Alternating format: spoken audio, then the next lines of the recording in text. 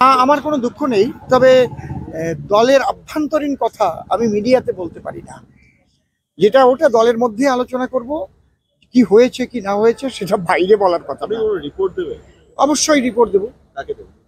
আমার উচ্চ পর্যায়ে যারা রয়েছেন, রাজ্য নেতৃত্ব, কেন্দ্রীয় নেতৃত্ব, বিভিন্ন রকমের রিপোর্ট তারা নেবার জন্য আমাদের ডেকেছেন।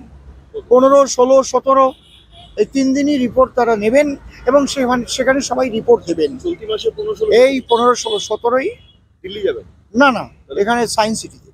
সায়েন্স সিটিতে? হ্যাঁ, আপনারা সবাই মিলে রিপোর্ট দেবেন? হ্যাঁ, বিভিন্ন রকমের যারা ছিলেন, যে কাজে যুক্ত ছিলেন, যারা ইনচার্জ ছিলেন, তারপরে ভোট যারা করিয়েছেন, তাদের একজন ভাগে ভাগে রিপোর্ট নেবেন। কেন্দ্রীয় নেতৃত্ব এসে রিপোর্ট নেবেন। কেন্দ্রীয় নেতৃত্বে কে থাকবে?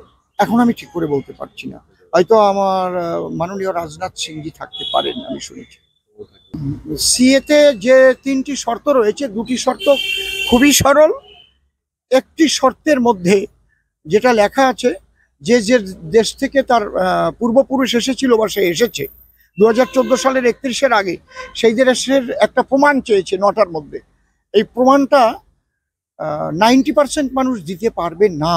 এটা নিয়ে কেন্দ্রের সঙ্গে আলোচনা হচ্ছে। 2 সদস্যের একটা কমিটিকে ডেকেও ছিলেন কেন্দ্র থেকে আমার অমিত শাহজি। অতি সত্বর ওটাকে আবার সরলীকরণ করা হবে, তারপরে একচেটিয়া আবেদন শুরু হবে। 2 সদস্যের কমিটি গঠন হয়েছে, কারা কারা? আমাদের এখান থেকেই, রাজ্য থেকে পাঠিয়েছিলেন 2 সদস্য। না, আমি যাইনি, আমাদের অম্বিকা দা গেছিলেন, ওই সুপ্রিম কোর্টের উপরে। আর একজন কৃষি বিশ্ববিদ্যালয়ের আর একজন অধ্যাপক, 2 জন গেছিলেন। কবে? সে বেশ কিছুদিন আগে, ভোটের আগে।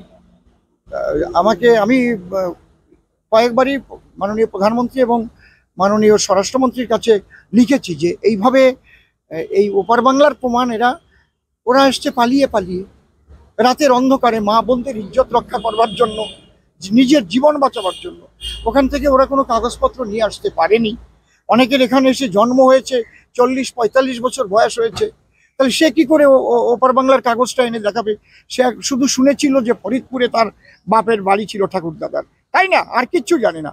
তবে এটা বিশেষভাবে লক্ষ্য দিচ্ছে কেন্দ্রীয় সরকার, কারণ বিজেপি ছাড়া তো এটা আর কেউ করে দিতে পারবেও না। এটা রাজ্য সরকারের কোনো হাত নাই যে নাগরিকত্ব নিয়ে তারা কিছু করে দেবে। এটা করবে কেন্দ্রীয় সরকারের স্বরাষ্ট্র মন্ত্রক। এইটুকু যখন করেছে, ওটাও করে দেবে, আমরা 100% বিশ্বাস রাখি।